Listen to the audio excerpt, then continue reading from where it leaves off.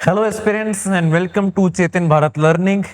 ਆਪਾਂ ਆਪਣੀ excise and taxation inspector ਦੀ ਮੋਸਟ ਇੰਪੋਰਟੈਂਟ ਟੌਪਿਕਸ ਦੀ ਸੀਰੀਜ਼ ਨੂੰ ਅੱਗੇ ਵਧਾਉਂਦੇ ਆ ਤੇ ਅੱਜ ਦੇ ਇਸ ਲੈਕਚਰ ਵਿੱਚ ਕਵਰ ਕਰਾਂਗੇ ਆਪਾਂ ਐਮਸੀਕਿਊਜ਼ ਫਰਮ ਪੋਲਿਟੀ। ਟੌਪਿਕਸ ਨੇ ਫੰਡਾਮੈਂਟਲ ਰਾਈਟਸ। ਫੰਡਾਮੈਂਟਲ ਰਾਈਟਸ ਤੋਂ ਅਕਸਰ ਤੁਹਾਨੂੰ 2 ਤੋਂ 3 ਸਵਾਲ ਘੱਟੋ ਘੱਟ ਦੇਖਣ ਨੂੰ ਮਿਲ ਜਾਂਦੇ ਨੇ ਐਗਜ਼ਾਮ ਦੇ ਵਿੱਚ। ਤਾਂ ਜਿੰਨੇ ਵੀ ਇੰਪੋਰਟੈਂਟ ਟੌਪਿਕਸ ਬਣਨਗੇ ਫੰਡਾਮੈਂਟਲ ਰਾਈਟਸ ਤੇ ਉਹਨਾਂ ਨੂੰ ਆਪਾਂ ਕਵਰ ਕਰਨ ਦੀ ਕੋਸ਼ਿਸ਼ ਕਰਨ ਵਾਲੇ ਆ ਤੇ ਨਾਲ ਨਾਲ ਤੁਸੀਂ ਉਹਨਾਂ ਟੌਪਿਕਸ ਨੂੰ ਰਿਵਾਈਜ਼ ਵੀ ਕਰਦੇ ਰਹਿਣਾ ਹੈ। So let's start with the first topic. You have the first question that we have.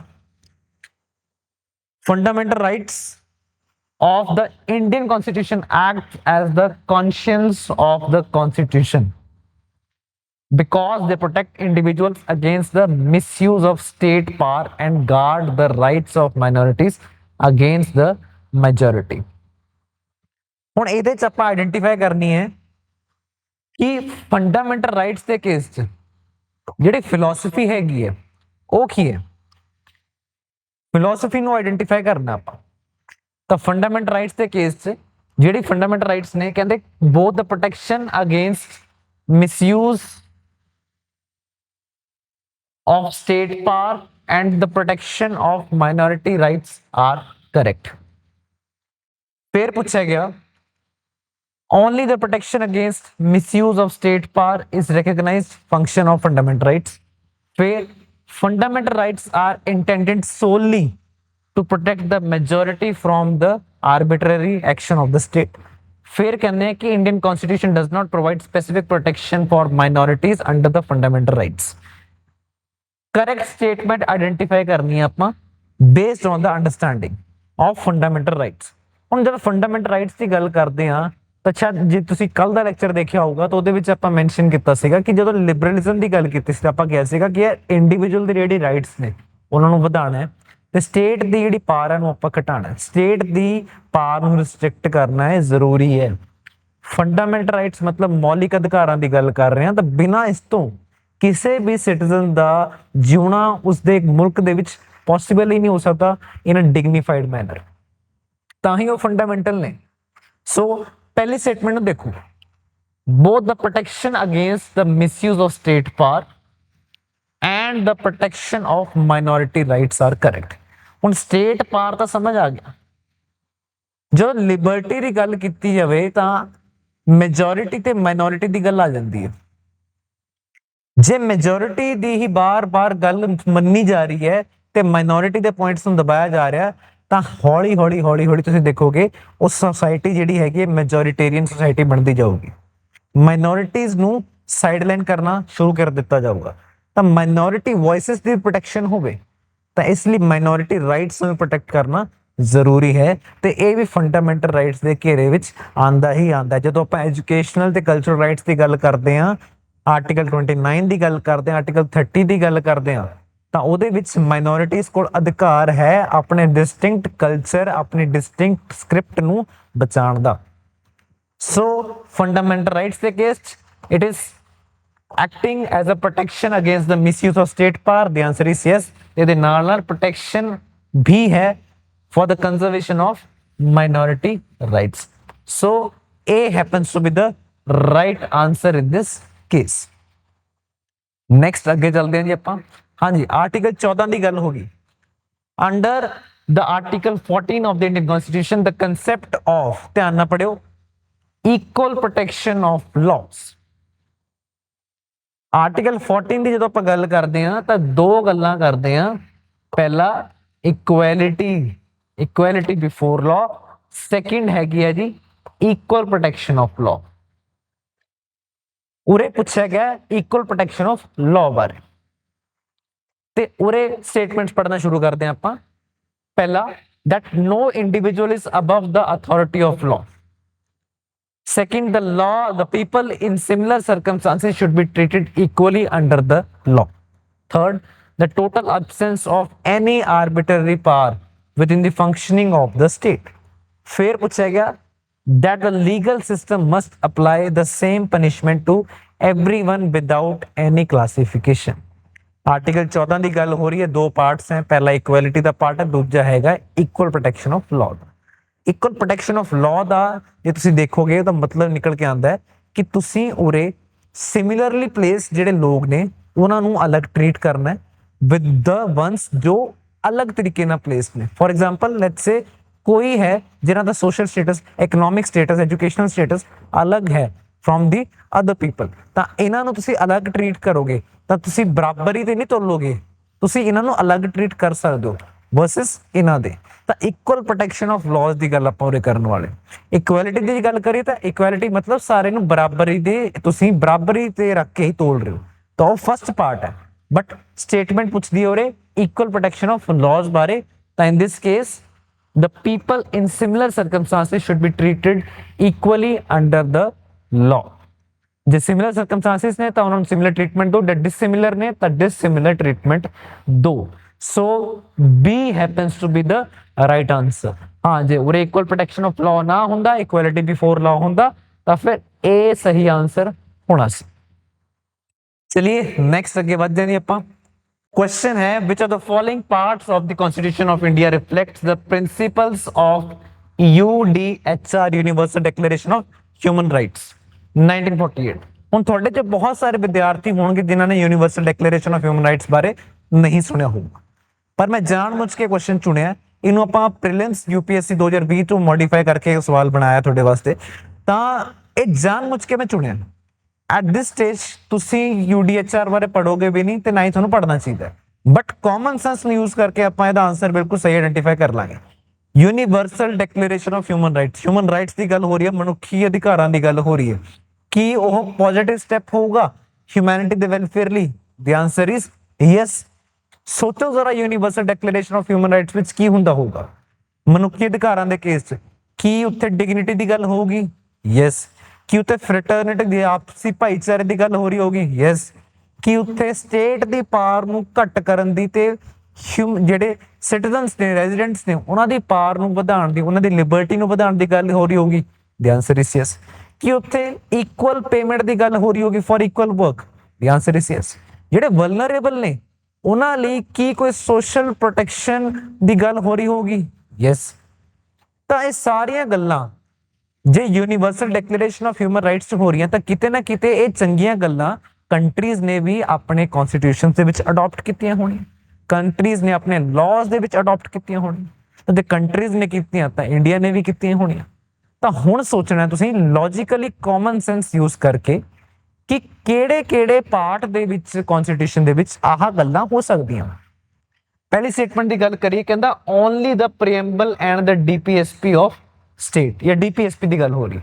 ਮੇਰਾ ਸਵਾਲ ਹੋ ਸਕਦਾ ਹੈ ਕਿ ਫਿਰ ਫੰਡਾਮੈਂਟਲ ਰਾਈਟਸ ਕਿਉਂ ਨਹੀਂ ਹੋ ਰਹੇ, ਫੰਡਾਮੈਂਟਲ ਡਿਊਟੀਜ਼ ਕਿਉਂ ਨਹੀਂ ਹੋ ਰਹੇ?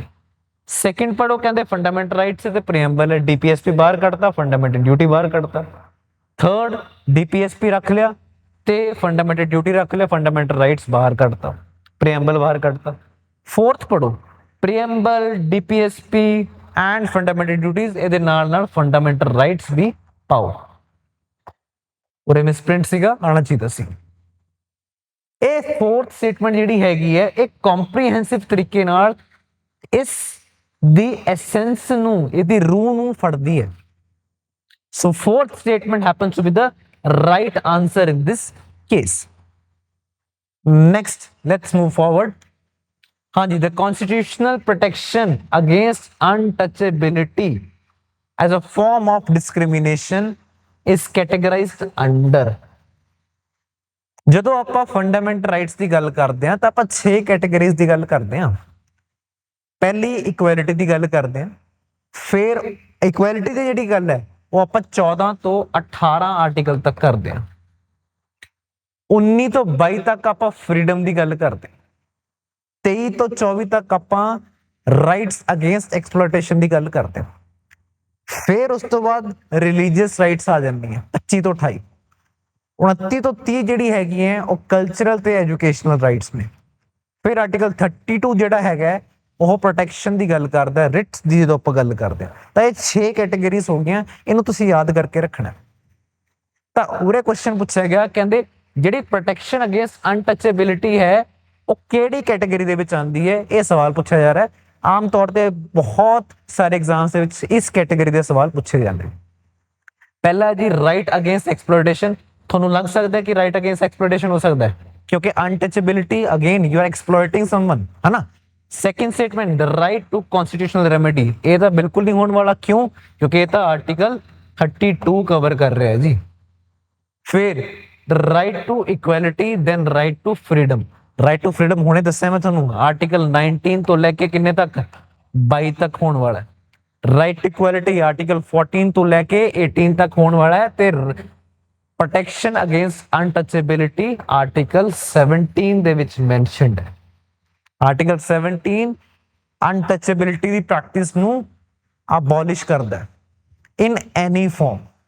So C happens to be the right answer in this case, the right to equality.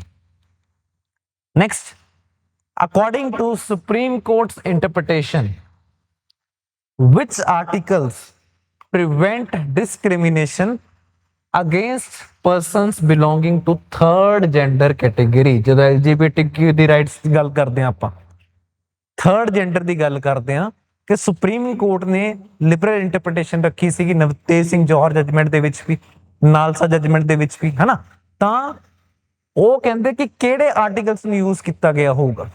Again ਇਹ ਵੀ ਬੜਾ ਕਾਮਨ ਸੈਂਸ ਬੇਸਡ ਕੁਐਸਚਨ ਹੈ, ਕਿਉਂਕਿ ਸੁਪਰੀਮ ਕੋਰਟ ਨੇ, ਆਨਰੇਬਲ ਸੁਪਰੀਮ ਕੋਰਟ ਨੇ ਵੀ ਕਾਮਨ ਸੈਂਸ ਨੂੰ ਯੂਜ਼ ਕਰਕੇ ਹੀ ਕੋਈ ਰੀਜ਼ਨਿੰਗ ਦਿੱਤੀ ਸੀਗੀ। ਸਾ ਉਰੇ ਡਿਸਕ੍ਰਿਮੀਨੇਸ਼ਨ ਨੂੰ ਹਟਾਣਾ ਹੈ ਆਪਾਂ against the third gender category. Article 14 provides for equality. Article 19 provides for freedom. Then Article 16 again ਉਰੇ ਡਿਸਕ੍ਰਿਮੀਨੇਸ਼ਨ ਨੂੰ ਹਟਾਉਣ ਦੀ ਗੱਲ ਕਰ ਰਹੇ ਹਾਂ ਆਪਾਂ, ਬਟ ਉਰੇ public employment and other stuff cover ਹੋ ਜਾਂਦਾ ਉਰੇ। ਆਰਟੀਕਲ 21 ਤੁਹਾਡੀ ਲਾਈਫ ਲਿਬਰਟੀ ਦੀ ਗੱਲ ਕਰ ਰਿਹਾ ਉਰੇ। ਫਿਰ ਆਰਟੀਕਲ 14 ਤੇ 21, 19 ਐਂਡ 32 ਕੰਬੀਨੇਸ਼ਨ ਚੈੱਕ ਕਰਨਾ ਹੈ।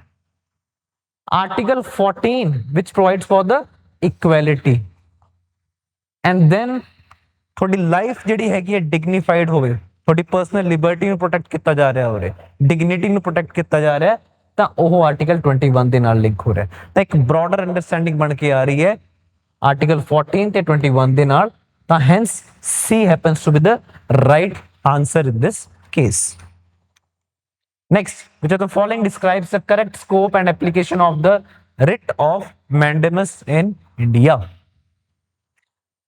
5 टाइप ਦੀ ਰਿਟ ਸੁਣਨੀ ਹੈ, ਯਾਦ ਕਰਕੇ ਰੱਖਣੀ ਹੈ। ਆਰਟੀਕਲ 32 ਦੇ ਅੰਡਰ ਸੁਪਰੀਮ ਕੋਰਟ ਇਸ਼ੂ ਕਰ ਸਕਦਾ ਹੈ writs for the protection of your fundamental rights, habeas corpus, mandamus, prohibition, certiorari and quo warranto. ਇਹ 5 टाइप ਦੀਆਂ ਰਿਟਸ ਨੇ ਜੋ ਸੁਪਰੀਮ ਕੋਰਟ ਇਸ਼ੂ ਕਰ ਸਕਦਾ। ਉਰੇ ਪੁੱਛਿਆ ਜਾ ਰਿਹਾ ਹੈ ਮੈਂਡੇਮਸ ਬਾਰੇ। ਆਫ ਕੋਰਸ ਮੇਰੀ ਲਿਮਿਟੇਸ਼ਨ ਹੈ, ਮੈਂ ਸਾਰੀਆਂ ਤੁਹਾਨੂੰ ਨਹੀਂ ਕਰਾ ਸਕਦਾ, ਪਰ ਹੋਮਵਰਕ ਹੈਗਾ ਤੁਹਾਡਾ। ਜੇ ਤੁਸੀਂ ਰਿਵਾਈਜ਼ ਕਰ ਰਹੇ ਹੋ, ਤੁਹਾਨੂੰ 5 ਦੀ 5 ਰਿਟਸ ਪੜ੍ਹਨੀ ਹੈ। ਉਹ ਤੁਸੀਂ ਪੜ੍ਹਨਾ ਹੈ ਕਿ ਕਿਹਦੇ ਅਗੇਂਸਟ ਇਸ਼ੂ ਕੀਤੀ ਜਾਂਦੀ ਹੈ, ਕੀ ਉਹਦਾ ਸਕੋਪ ਹੈ। ਆ ਦੋ ਚੀਜ਼ਾਂ ਤੁਸੀਂ ਕਵਰ ਕਰਨੀਆਂ ਹੀ ਕਰਨੀਆਂ ਹੈ।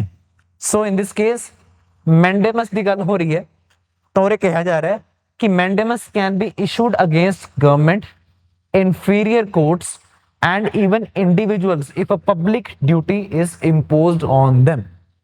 Second statement, the writ of mandamus is exclusively used to protect private property rights from the government seizure. फिर the writ cannot be issued against any administrative or administrative tribunal या फिर inferior court. Then mandamus is only available to citizens for the enforcement of non-fundamental legal rights.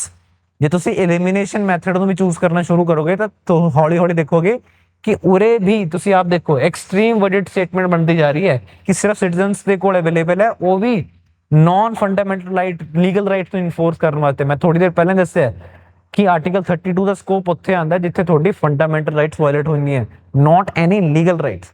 ਤਾਂ ਇਹ ਤਾਂ ਹੋ ਗਿਆ incorrect. फिर कहने कि यार it can not be issued against administrative tribunals या फिर इन्फीरियर कोर्ट्स। सुप्रीम कोर्ट ने इशू करनी है। इंटीग्रेटेड जुडिशरी ਦਾ ਮਾਡਲ ਆਪਾਂ ਫੋਲੋ ਕਰਦੇ ਹਾਂ, ਤਾਂ ਉਰੇ ਸੁਪਰੀਮ ਕੋਰਟ ਇਨਫੀਰੀਅਰ ਕੋਰਟਸ ਨੂੰ ਇਹ ਰਿਟ ਇਸ਼ੂ ਕਰਦਾ ਹੈ। ਤਾਂ this statement is incorrect. then we have the writ of mandamus is exclusively, again extreme worded statement, used to protect private property rights from government seizure। ਇਹ ਕਿਤੋਂ line ਚੱਕੀ ਹੋਈ ਹੈ, ਜਦੋਂ ਰਾਈਟ ਟੂ ਪ੍ਰੋਪਰਟੀ ਹੁੰਦਾ ਸੀਗਾ ਉਸ ਤੋਂ ਚੱਕੀ ਹੋਈ ਲਾਈਨ ਹੈ। So again but of course this is not the right explanation for mandamus too. Mandamus की है कि कोई एक public, you are duty bound as an institution, you are duty bound to act in a particular manner, you are statutorily bound by that, ਤੇ ਉਸ particular ਸੰਸਥਾ ਨੇ ਉਹ ਕੰਮ ਨਹੀਂ ਕੀਤਾ। ਉਹ ਗਵਰਨਮੈਂਟ ਹੋ ਸਕਦੀ ਹੈ, ਉਹ ਇਨਫੀਰੀਅਰ ਕੋਰਟ ਹੋ ਸਕਦੀ ਹੈ, ਛੋਟੀ ਕੋਰਟ ਹੋ ਸਕਦੀ ਹੈ, ਕੋਈ ਟ੍ਰਾਈਬਿਊਨਲ ਹੋ ਸਕਦਾ ਹੈ, ਜਾਂ ਫਿਰ ਕੋਈ ਇੱਕ ਇੰਡੀਵਿਜੂਅਲ ਵੀ ਹੋ ਸਕਦਾ ਹੈ, ਪਰ ਉਹਦੀ ਪਬਲਿਕ ਕੈਪੈਸਿਟੀ ਵਿੱਚ ਐਕਟ ਕਰਨ ਦੀ ਕੋਈ ਡਿਊਟੀ ਹੋਣੀ ਚਾਹੀਦੀ ਹੈ।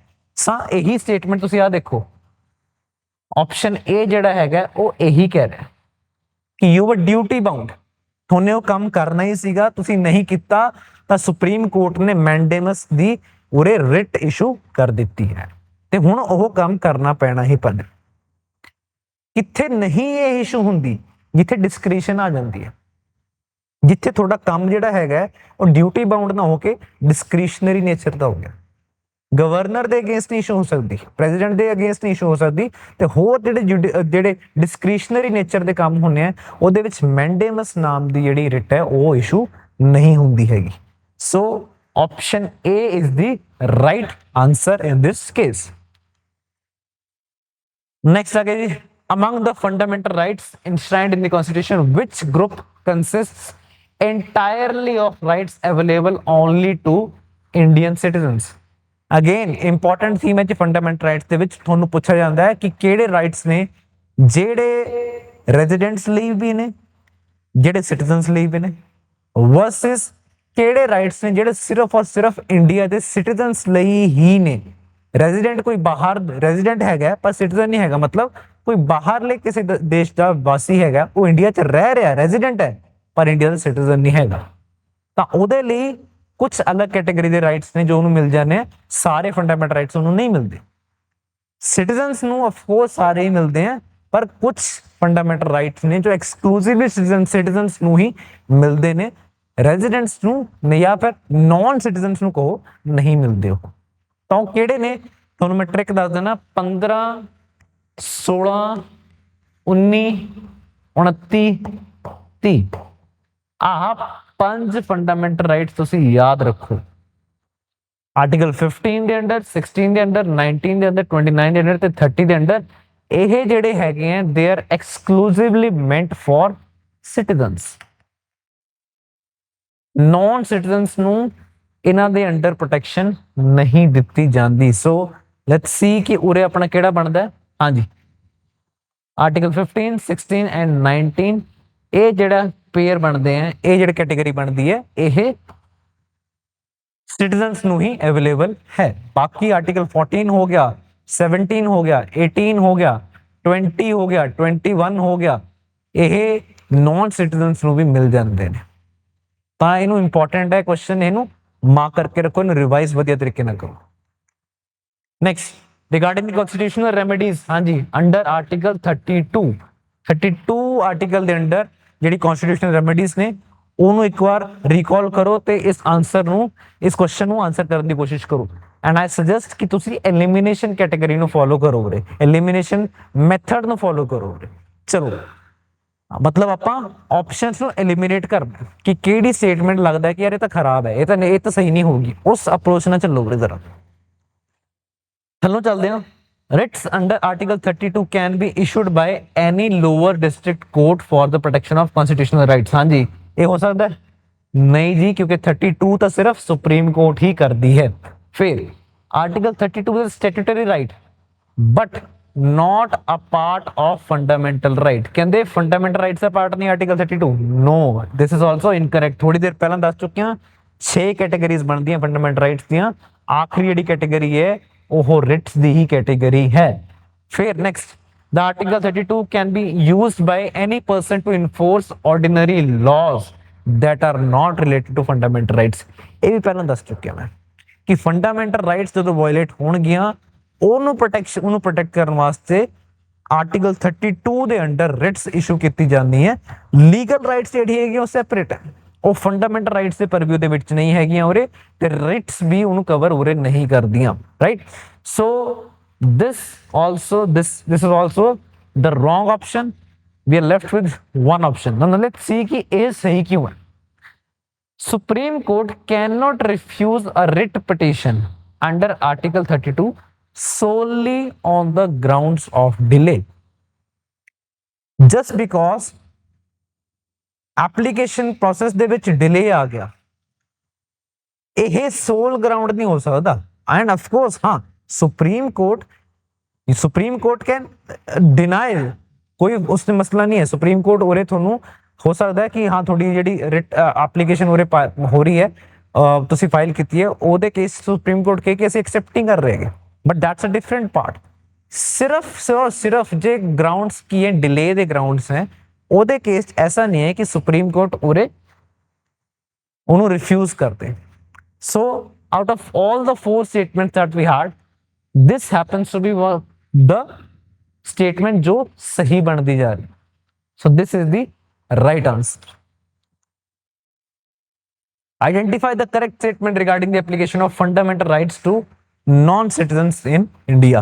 2 क्वेश्चन पहले ही ਆਪਾਂ ਇਹ क्वेश्चन ਕੀਤਾ ਸੀਗਾ, ਦੁਬਾਰਾ ਇੱਕ ਵਾਰ ਰਿਵਾਈਜ਼ ਕਰਕੇ let's answer this। ਹਾਂਜੀ, पहली statement again follow the elimination method. Non-citizens enjoy all fundamental rights including equality of opportunity in public employment। हाँ जी, equality of opportunity in public employment केड़ा आर्टिकल डील करता है? आर्टिकल 16। याद रखो दोस्तों, आर्टिकल्स जिन्ने थोड़े फंडामेंटल राइट्स ते हैगे हैं वो इंपॉर्टेंट ने, उन्होंने वर्बटन तुसी याद कर लो। आर्टिकल 20 की करता है, आर्टिकल 20 क्लॉज 1 की करता है, 2 की करता है, 3 की करता है, आर्टिकल 22 की करता है। ये सारियां गल्लां तुहानूं याद होणगियां तां तुहाडे क्वेश्चंस जिहड़े हैगे हैं उत्थे गलत नहीं होणगे। चलो, fundamental rights like equality before law, हाँ जी, article 14। Protection of life and personal liberty are available to both citizens and non-citizens। हाँ जी, protection of life and personal liberty किहदे नाल डील करदा है? Article 21। Then the rights against discrimination is available to foreigners to ensure they are treated exactly like Indian citizens। Right against discrimination, हाँ जी, Article 15। Then protection of life and personal liberty is the only right extended to non-citizens। Article 21 ਦੀ ਗੱਲ ਕਰ ਰਹੇ ਹਾਂ। ਹੁਣ ਪਹਿਲਾਂ ਆਪਾਂ ਦੋ question ਪਹਿਲਾਂ ਦੇਖਿਆ ਕਿ 15 16 19 29 30 ਇਹ ਆਰਟੀਕਲਸ ਨੇ ਜੋ ਐਕਸਕਲੂਸਿਵਲੀ ਰਿਸਟ੍ਰਿਕਟ ਕੀਤੇ ਗਏ ਹਨ ਟੂ ਸਿਟੀਜ਼ਨਸ। ਬਾਕੀ ਜਿਹੜੇ ਆਰਟੀਕਲਸ ਨੇ they are also applied to the non citizens also। so in this case ਇਹ ਕੁਐਸਚਨ ਜਿਹੜਾ ਹੈਗਾ कि सिर्फ और सिर्फ 21वां आर्टिकल ही है जो नॉन सिटीजन में अप्लाई हो रहा है। This is also incorrect. Now the right against discrimination 15 जेड़ा हैगा इज अवेलेबल टू फॉरेनर्स, नहीं हैगा, बिल्कुल भी नहीं। Then first statement non citizens enjoy all fundamental rights, of course this is incorrect. And 16th के अंदर तो of course they are excluded. Now we are left with B statement fundamental rights like equality before law which is article 14 and article 21। they cover citizens as well as non-citizens। so this happens to be the right answer in this case। Next, in which landmark case did the Supreme Court clarify that fundamental rights are inherent and cannot be extinguished by the constitutional or statutory provisions।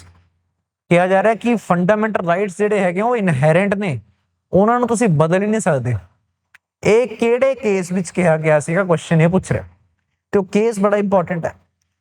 ਉਹ case ਹੈਗਾ, let me make things simple for you, IC Golaknath versus state of Punjab. ਇਹਦੇ ਵਿੱਚ ਇਸ case ਦੇ ਨਾਲ ਸ਼ੁਰੂਆਤ ਹੋ ਗਈ ਸੀਗੀ ਜੁਡੀਸ਼ਰੀ ਤੇ ਐਗਜ਼ੀਕਿਊਟਿਵ ਦੇ ਟਸਲ ਦੀ, ਜੋ ਐਂਡ ਆਂਦੇ ਆਂਦੇ ਤੁਸੀਂ ਦੇਖਦੇ ਹੋ ਕਿ 40 ਕੇਸ਼ਵਾਨੰਦ ਭਾਰਤੀ ਜਜਮੈਂਟ ਤੋਂ ਬਾਅਦ 42nd ਅਮੈਂਡਮੈਂਟ ਤੱਕ ਖਿੱਚਦੀ ਜਾਂਦੀ ਹੈ ਤੇ ਹੌਲੀ ਹੌਲੀ ਹੌਲੀ ਜਾ ਕੇ ਕਿਤੇ ਮਿਨਰਵਾ ਵਿਲਸ ਦੇ ਕੇਸ ਨਾਲ ਸੈਟਲ ਹੁੰਦੀ ਹੈ ਜਾ ਕੇ। IC ਗੋਲਕਨਾਥ ਕੇਸ ਦੇ ਵਿੱਚ ਕੀ ਕਿਹਾ ਸੀਗਾ ਸੁਪਰੀਮ ਕੋਰਟ ਨੇ ਕਿ ਪਾਰਲੀਮੈਂਟ ਕੋਲ ਕੋਈ ਅਧਿਕਾਰ ਨਹੀਂ ਹੈਗਾ under article 368 to amend the specific words were कि parliament does not have the power to amend fundamental rights under article 368। ਇਹ ਕਿਹਾ ਗਿਆ ਸੀ ਤੇ ਫਿਰ ਇਸ ਨੂੰ ਬਾਈਪਾਸ ਕਿਹਨੇ ਕੀਤਾ ਸੀਗਾ? ਬਾਈਪਾਸ ਕੀਤਾ ਸੀਗਾ ਬਾਅਦ ਚ ਕੇਸ਼ਵਾਨੰਦ ਭਾਰਤੀ ਜਜਮੈਂਟ ਨੇ, ਜੋ ਕਿ 1973 ਦੀ ਜਜਮੈਂਟ ਹੈ, ਜਿਹਨੂੰ ਤੁਸੀਂ ਯਾਦ ਕਰਦੇ ਹੋ।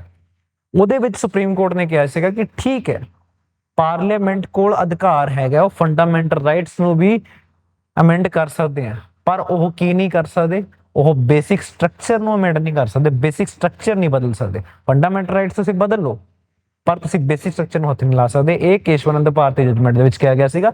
ਪਰ ਉਸ ਤੋਂ ਪਹਿਲਾਂ ਆਈਸੀ ਗੋਲਕਨਾਥ ਦਾ ਜਿਹੜਾ ਜਜਮੈਂਟ ਸੀਗੀ, ਉਹਦੇ ਵਿੱਚ ਕਿਹਾ ਗਿਆ ਸੀਗਾ ਕਿ ਫੰਡਾਮੈਂਟਲ ਰਾਈਟਸ ਜਿਹੜੇ ਹੈਗੇ ਆ, ਉਹ ਉਹਨਾਂ ਨੂੰ ਤੁਸੀਂ ਐਕਸਟਿੰਗੁਇਸ਼ ਨਹੀਂ ਕਰ ਸਕਦੇ, ਉਹਨਾਂ ਦਾ ਨੇਚਰ ਬਹੁਤ ਹਾਈ ਹੈ, ਤਾਂ ਪਾਰਲੀਮੈਂਟ ਉਹਨੂੰ ਅਮੈਂਡ ਨਹੀਂ ਕਰ ਸਕਦਾ। ਸੋ B happens to be the right answer. ਹਾਂਜੀ, regarding the fundamental right to freedom of religion in India, which of the following statement is correct? Again, follow the elimination method. Statements ਨੂੰ eliminate ਕਰਨਾ ਸ਼ੁਰੂ ਕਰੋ। ਪਹਿਲੀ, this right is absolute, ਕਿ ਆਪਣੇ ਆਪ ਚ ਇਹ absolute right ਹੈ ਤੇ state ਇਹਨੂੰ ਇਸ ਦੇ ਉੱਪਰ ਕੋਈ ਵੀ ਰੋਕ ਨਹੀਂ ਲਗਾ ਸਕਦੀ। This right is absolute and the state cannot make any law that restricts or abrogates it for citizens. Absolute ਕੁਛ ਨਹੀਂ ਹੁੰਦਾ, everything comes with restrictions, ਤੇ ਇਸ ਕੇਸ ਵਿੱਚ ਵੀ restrictions ਲੱਗਦੀਆਂ ਹੀ ਨੇ। ਤਾਂ ਜਦੋਂ ਇਹਨਾਂ ਨੇ absolute ਬਣਾਇਆ ਤਾਂ already we knew ਕਿ ਇਹ ਗਲਤ ਹੋਣ ਵਾਲਾ ਹੈ। ਫਿਰ the freedom of religion only applies to profession of faith and does not cover maintenance of charitable institutions. ਇੱਕ ਇੰਡੀਵਿਜੂਅਲ ਦਾ ਰਿਲੀਜਨ ਪ੍ਰਤੀ ਇੱਕ ਨਜ਼ਰੀਆ ਹੋ ਸਕਦਾ ਹੈ, ਮੈਂ ਇੱਕ ਪਾਰਟਿਕੂਲਰ ਰਿਲੀਜਨ ਨੂੰ ਫੋਲੋ ਕਰ ਸਕਦਾ, ਤੁਸੀਂ ਦੂਸਰੇ ਰਿਲੀਜਨ ਨੂੰ ਫੋਲੋ ਕਰ ਸਕਦੇ ਹੋ, ਤੇ ਸਾਡਾ ਫੇਥ ਜਿਹੜਾ ਹੈਗਾ ਅਸੀਂ ਉਹਨੂੰ ਪ੍ਰੈਕਟਿਸ ਕਰ ਰਹੇ ਹਾਂ। ਤੁਹਾਡੇ ਕੋਲ ਅਧਿਕਾਰ ਹੈ, ਤੁਸੀਂ ਆਪਣੇ ਰਿਲੀਜਨ ਨੂੰ ਪ੍ਰੈਕਟਿਸ ਕਰ ਸਕਦੇ ਹੋ, ਮੈਂ ਆਪਣੇ ਨੂੰ ਕਰ ਸਕਦਾ। ਇਹ ਇੰਡੀਵਿਜੂਅਲ ਲੈਵਲ ਤੇ ਹੈ। ਪਰ ਜਦੋਂ ਆਪਾਂ ਆਰਗੇਨਾਈਜੇਸ਼ਨ ਦੇ ਪੱਖੋਂ ਦੇਖਦੇ ਹਾਂ, ਇੰਸਟੀਟਿਊਸ਼ਨ ਦੇ ਪੱਖੋਂ ਦੇਖਦੇ ਹਾਂ, ਤਾਂ ਸਾਨੂੰ ਉਹਦੇ ਜਿਹੜੇ ਰਿਲੀਜੀਅਸ ਮੈਟਰਸ ਨੇ, ਅਫੇਅਰਸ ਨੇ, ਉਹਨੂੰ ਵੀ ਮੈਨੇਜ ਕਰਨ ਦਾ ਅਧਿਕਾਰ ਹੋਣਾ ਚਾਹੀਦਾ ਹੈ। ਸੋ ਆਰਟੀਕਲ 25 ਜੇ ਇੰਡੀਵਿਜੂਅਲ ਲੈਵਲ ਤੇ ਗੱਲ ਕਰਦਾ, ਤਾਂ 26 ਜਿਹੜਾ ਹੈਗਾ ਉਹ ਇੰਸਟੀਟਿਊਸ਼ਨ ਦੇ ਲੈਵਲ ਦੀ ਗੱਲ ਕਰਦਾ ਹੈ, ਫॉर ਪ੍ਰੋਮੋਸ਼ਨ ਆਫ ਰਿਲੀਜਨ। ਤਾਂ ਇਹ ਜਿਹੜਾ ਪੁਆਇੰਟ ਹੈ, and does not cover the maintenance of charitable institutions, ਇਹ this is incorrect. Then the right to freedom of religion is qualified right subject to public order, morality and health. ਇਸ ਤੇ ਆਪਾਂ ਬਾਤ ਕਰਨੀ ਆ।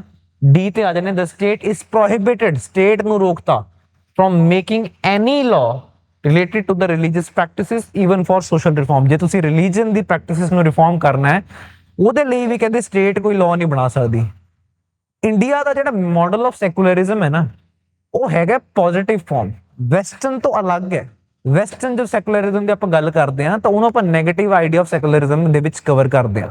ਵੈਸਟ ਦੇ case 'ਚ ਕੀ ਹੈ ਕਿ ਆਹ ਰਿਲੀਜਨ ਹੈ, ਆਹ ਸਟੇਟ ਹੈ, ਦੋਨੋਂ ਅਲੱਗ-ਅਲੱਗ ਹੈ।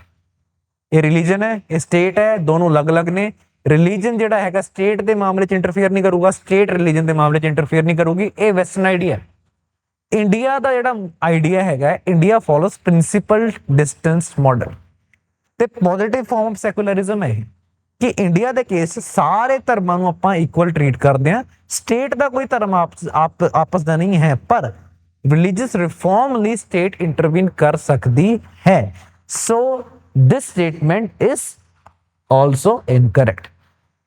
And the third statement, the right to freedom of religion is qualified right, ਯਾਨੀ ਕਿ it comes with certain restrictions. ਤਾਂ ਰਿਸਟ੍ਰਿਕਸ਼ਨਸ ਕਿਹੜੀਆਂ ਨੇ? 3 ਰਿਸਟ੍ਰਿਕਸ਼ਨਸ ਨੇ।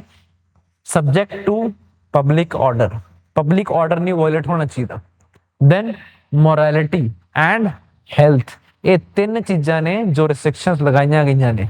So in this case C happens to be the right answer. Next, which of the following is recognized as a fundamental right under the current framework of Indian Constitution? The right of every citizen to buy land in any part of the country without restrictions. Without restriction again, ਜਿੱਥੇ ਮਰਜ਼ੀ ਜਾ ਕੇ ਜ਼ਮੀਨ ਖਰੀਦ ਲਓ। ਤੁਸੀਂ ਹਿਮਾਚਲ ਖਰੀਦ ਸਕਦੇ ਹੋ, ਤੁਸੀਂ ਜੰਮੂ ਕਸ਼ਮੀਰ 'ਚ ਜ਼ਮੀਨ ਖਰੀਦ ਸਕਦੇ ਹੋ, ਤੁਸੀਂ ਨਾਰਥ ਈਸਟ ਜਾ ਕੇ ਜ਼ਮੀਨ ਖਰੀਦ ਸਕਦੇ ਹੋ। The answer is no. So this is incorrect. Then the right to travel abroad as an integral part of personal liberty. Again, very tricky statement. ਪਹਿਲੀ ਨਜ਼ਰ ਸ਼ਾਇਦ ਤੁਹਾਨੂੰ ਲੱਗ ਰਿਹਾ ਕਿ ਪਤਾ ਨਹੀਂ ਕੀ ਪੁੱਛ ਲਿਆ। ਅਗਲੀ ਸਟੇਟਮੈਂਟ ਤੇ ਚੱਲਦੇ ਹਾਂ। The right to own and maintain an estate as protected fundamental property right. ਕਿ ਜ਼ਮੀਨ ਤੁਸੀਂ ਅਕਵਾਇਰ ਕੀਤੀ, ਜ਼ਮੀਨ ਤੁਹਾਡੀ ਆਪਣੀ ਹੈਗੀ ਹੈ, ਉਹਨੂੰ ਤੁਸੀਂ ਫੰਡਾਮੈਂਟਲ ਰਾਈਟ ਦੇ ਤੌਰ ਤੇ, ਰਾਈਟ ਟੂ ਪ੍ਰਾਪਰਟੀ ਦੀ ਗੱਲ ਹੋ ਰਹੀ ਹੈ ਥਰਡ ਸਟੇਟਮੈਂਟ ਦੇ ਵਿੱਚ, ਰਾਈਟ ਟੂ ਪ੍ਰਾਪਰਟੀ ਦੀ ਗੱਲ ਹੋ ਰਹੀ ਹੈ, ਕਹਿੰਦੇ right to property as a fundamental right. ਹੁਣ ਤੁਸੀਂ ਜਾਣਦੇ ਹੋ ਕਿ ਰਾਈਟ ਟੂ ਪ੍ਰਾਪਰਟੀ ਪਹਿਲਾ ਫੰਡਾਮੈਂਟਲ ਰਾਈਟ ਹੁੰਦਾ ਸੀਗਾ, ਹੁਣ ਕੀ ਹੈ, ਹੁਣ ਉਹ ਕਨਸਟੀਟਿਊਸ਼ਨਲ ਰਾਈਟ ਹੈ, ਪਰ ਫੰਡਾਮੈਂਟਲ ਰਾਈਟਸ ਤੋਂ ਉਹਨੂੰ ਬਾਹਰ ਕਰ ਦਿੱਤਾ ਗਿਆ ਸੀ, ਹੁਣ ਉਹਨੂੰ ਬਾਹਰ ਕਰਤਾ, ਪਰ ਹੈ ਕਨਸਟੀਟਿਊਸ਼ਨ ਦਾ ਹੀ ਪਾਰਟ ਹੈ। So in this case, right to property is no longer a fundamental right. D ਤਾਂ of course automatically ਫਿਰ incorrect ਹੋ ਜਾਂਦਾ। B ਤੇ ਆ ਜਾਂਦੇ हैं। The right to travel abroad as a integral part of personal liberty। ਤੁਸੀਂ ਮਨੇਕਾ Gandhi case ਬਾਰੇ ਸੁਣਿਆ ਹੋਗਾ, very famous case, ਜਿਹਨੇ ਆਰਟੀਕਲ 21 ਦੇ ਐਂਬਿਟ ਨੂੰ ਬ੍ਰੌਡ ਕਰਨਾ ਸ਼ੁਰੂ ਕਰ ਦਿੱਤਾ ਗਿਆ ਸੀਗਾ। ਉਹ ਕੇਸ ਜਿਹੜਾ ਸੀਗਾ ਉਹ ਪਾਰਟਿਕੂਲਰਲੀ ਇਸ ਦੇ ਨਾਲ ਹੀ ਡੀਲ ਕਰਦਾ ਸੀਗਾ, right to travel abroad as a part of personal liberty। yes, ਇਹ ਬਿਲਕੁਲ ਸਹੀ ਉੱਤਰ ਹੈ। B happens to be the right answer। reference याद रखियो, मनेका गांधी केस। next है जी, which of the following statements correctly identifies writs that cannot be issued against private individuals। ਕਿਹੜੀ issue ਜਿਹੜੀ ਕਿਹੜੀ ਰਿਟ ਹੈ ਜਿਹੜੀ ਪ੍ਰਾਈਵੇਟ ਇੰਡੀਵਿਜੂਅਲ ਦੇ ਅਗੇਂਸਟ ਇਸ਼ੂ ਨਹੀਂ ਕੀਤੀ ਜਾ ਸਕਦੀ। The writs of prohibition and certiorari are not issued against private individuals। All right, then only the writ of mandamus is restricted to public authorities and cannot affect private persons। ਕਹਿੰਦੇ mandamus ਸਿਰਫ ਔਰ ਸਿਰਫ public authority ਦੇ against ਹੀ issue ਕੀਤੀ ਜਾ ਸਕਦੀ ਹੈ। ਫਿਰ all constitutional writs including quo warranto can be issued against private individuals। Again, extreme worded statement, this is incorrect। Then the writ of certiorari can be issued against any individual to correct a private grievance। The writ of certiorari, ਜਦੋਂ ਆਪਾਂ 5 Ritz ਦੀ ਗੱਲ ਕਰਦੇ ਹਾਂ ਤਾਂ ਉਹਦੇ ਵਿੱਚ ਮੈਂ ਤੁਹਾਨੂੰ ਥੋੜੇ ਜਿਹਾ ਪਹਿਲਾਂ ਵੀ ਦੱਸਿਆ ਕਿ ਤੁਸੀਂ ਹੈਬੀਅਸ ਕਾਰਪਸ ਦੀ ਗੱਲ ਕਰਨੀ ਹੈ, ਮੈਂਡੇਮਸ ਦੀ ਗੱਲ ਕਰਨੀ ਹੈ, ਪ੍ਰੋਹਿਬਿਸ਼ਨ ਦੀ ਗੱਲ ਕਰਨੀ ਹੈ, ਸਰਚਿਓਰਾਰੀ ਦੀ ਗੱਲ ਕਰਨੀ ਹੈ, ਤੇ ਤੁਸੀਂ ਕਿਊ ਵਾਰੰਟੋ ਦੀ ਗੱਲ ਕਰਨੀ ਹੈ। ਸਰਚਿਓਰਾਰੀ ਦੇ ਕੇਸ ਕੀ ਹੁੰਦਾ ਕਿ ਮੰਨ ਲਓ ਕੋਰਟ ਨੇ ਇਹ ਇੱਕ ਰਿਟ ਇਸ਼ੂ ਕਰ ਦਿੱਤੀ, ਇਨਫੀਰੀਅਰ ਕੋਰਟ ਨੂੰ ਇਸ਼ੂ ਕਰ ਦਿੱਤੀ, ਤੇ ਉਹਨਾਂ ਨੂੰ ਪਹਿਲਾਂ ਤਾਂ ਉਹਨਾਂ ਨੂੰ ਰੋਕਿਆ ਕਿ ਤੁਸੀਂ ਇੱਕ ਆਪਣਾ ਆਰਡਰ ਪਾਸ ਨਹੀਂ ਕਰਨਾ, ਤੁਸੀਂ ਆਪਣੀ ਜੂਰਿਸਡਿਕਸ਼ਨ ਤੋਂ ਅੱਗੇ ਜਾ ਰਹੇ ਹੋ। ਜੇ ਉਹ ਵੀ ਗੱਲ ਨਹੀਂ ਹੁੰਦੀ, ਉਸ ਤੋਂ ਇਲਾਵਾ ਸੁਪਰੀਮ ਜਾਂ ਕੋਈ ਹਾਇਰ ਆਫ ਕੋਰਸ ਇਸ ਕੇਸ ਸੁਪਰੀਮ ਕੋਰਟ ਹੀ ਹੈ, ਸੁਪਰੀਮ ਕੋਰਟ ਨੇ ਉਸ ਆਰਡਰ ਨੂੰ ਨਲੀਫਾਈ ਵੀ ਕਰਤਾ, ਉਸ ਨੂੰ ਮੋਡੀਫਾਈ ਵੀ ਕਰਤਾ, that comes under certiorari। so the writ of certiorari can be issued against an individual to correct a private grievance। private grievance नहीं होगा, प्राइवेट ग्रीवेंस के अगेंस्ट नहीं हो इशू हो सकती, जब फंडामेंटल राइट्स वायलेट हो रहे हैं ता हो सकती, पब्लिक अथॉरिटी होना जरूरी है, right. So in this case this is also incorrect, this is incorrect.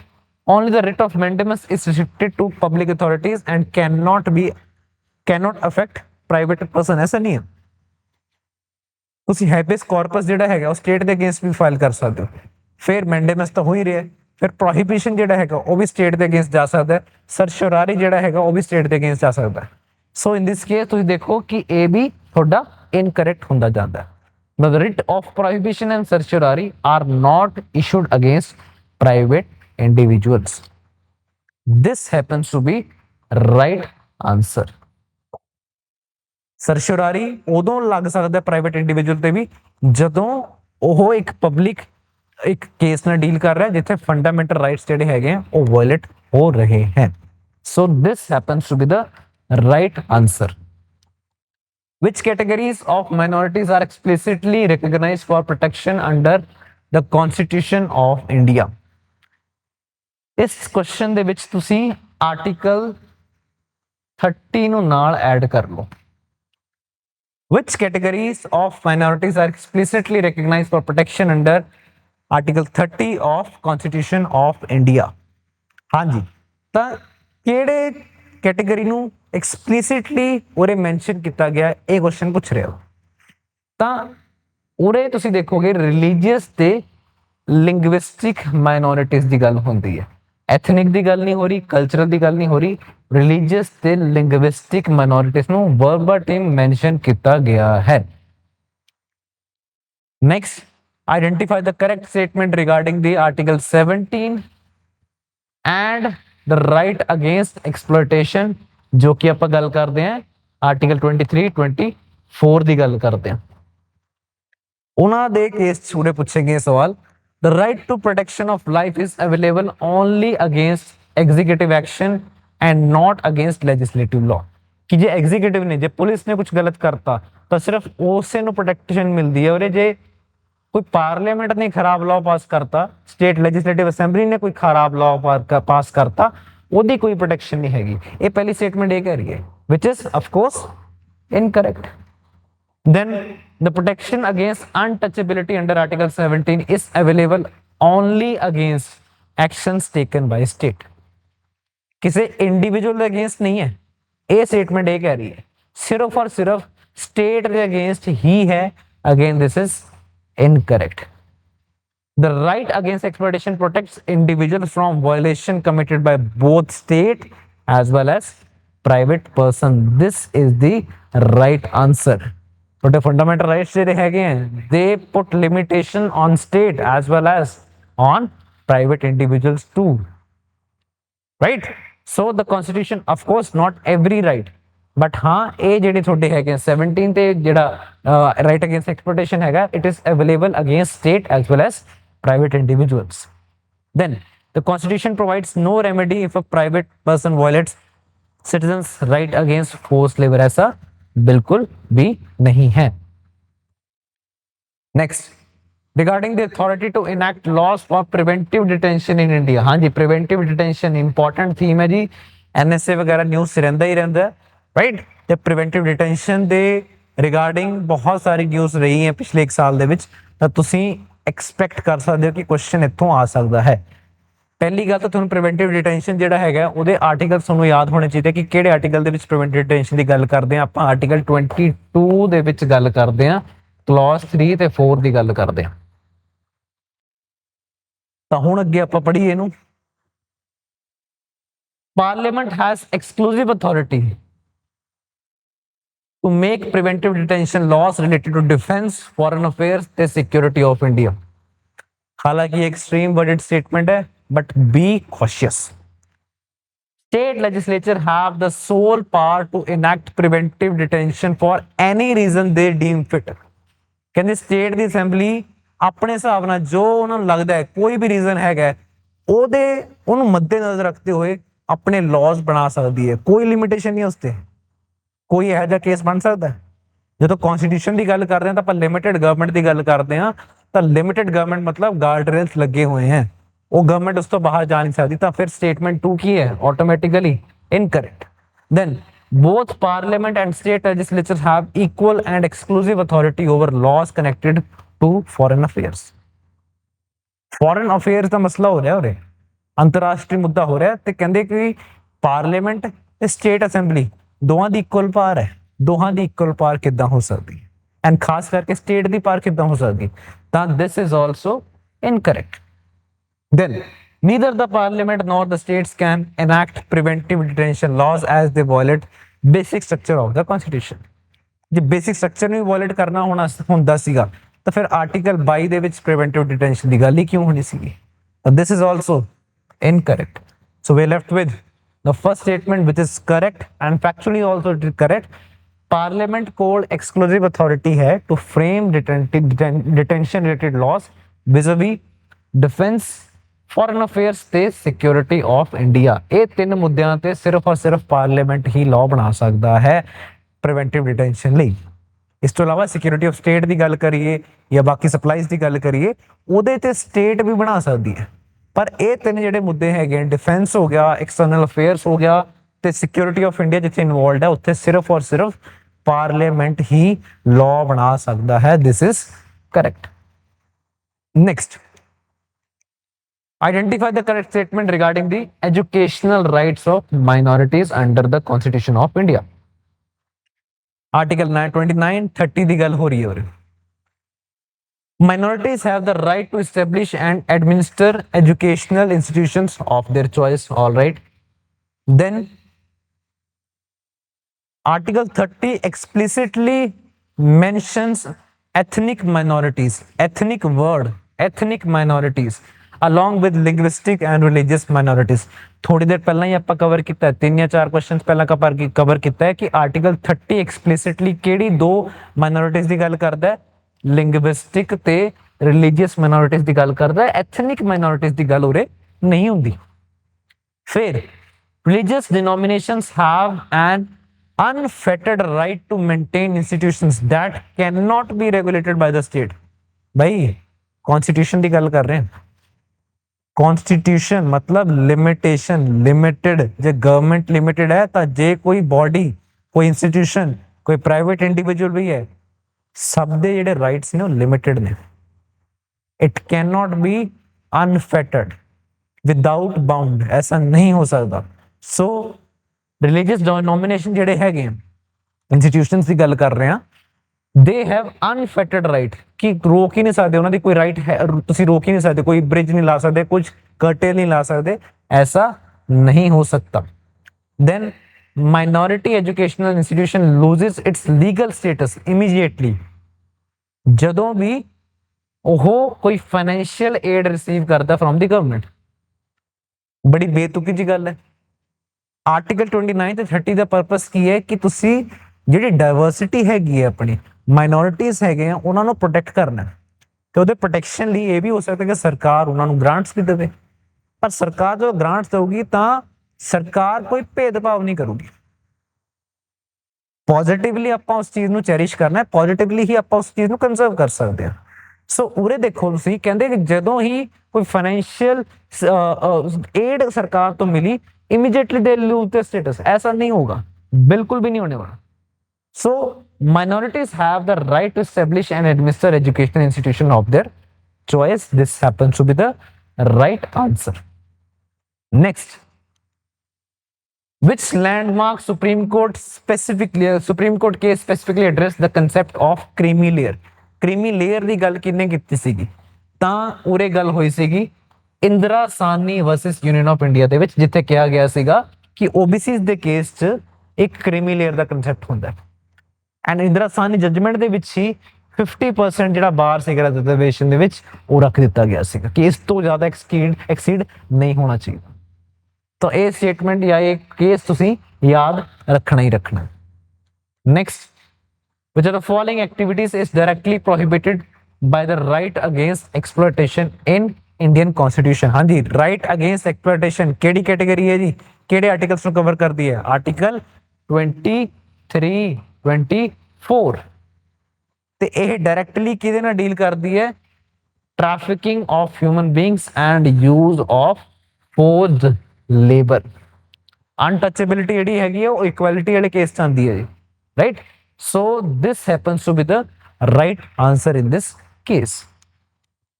Then in the Indian judicial framework, which authorities possess the power to issue writs for the enforcement of rights? ਹੁਣ ਸਾਰਾ lecture ਲਾਣ ਤੋਂ ਬਾਅਦ I believe this should be a cake walk for you। ਇਹ ਤਾਂ ਗਲਤ ਨਹੀਂ ਹੋਣਾ ਚਾਹੀਦਾ, ਹੈ ਨਾ। Which authorities possess the power to issue writs for the enforcement of rights? ਜਦੋਂ ਆਪਾਂ ਗੱਲ ਕਰ ਰਹੇ ਹਾਂ ਤਾਂ ਉਰੇ enforcement of rights ਤੋਂ ਥੋੜਾ ਜਿਹਾ broader ਉਸ perspective ਨਾਲ ਦੇਖੋ। ਜਦੋਂ ਸੁਪਰੀਮ ਕੋਰਟ ਦੇ ਰਿਟ ਜੁਰਿਸਡਿਕਸ਼ਨ ਦੀ ਗੱਲ ਕਰਦੇ ਹਾਂ ਤੇ ਉਹਨੂੰ ਮੈਂ ਕੰਪੇਅਰ ਕਰਾਂ with the writ jurisdiction of high court, ਤਾਂ writ jurisdiction of high court ਜਿਹੜੀ ਹੈਗੀ ਹੈ ਨਾ, ਸਰਪ੍ਰਾਈਜ਼ਿੰਗਲੀ ਉਹ ਵਾਈਡ ਹੈ as compare to supreme court. Supreme court ਜਿਹੜੀ ਰਿਟ ਇਸ਼ੂ ਕਰਦੀ ਹੈ ਉਹ ਸਿਰਫ ਔਰ ਸਿਰਫ ਕਰਦੀ ਹੈ for the violation of fundamental rights.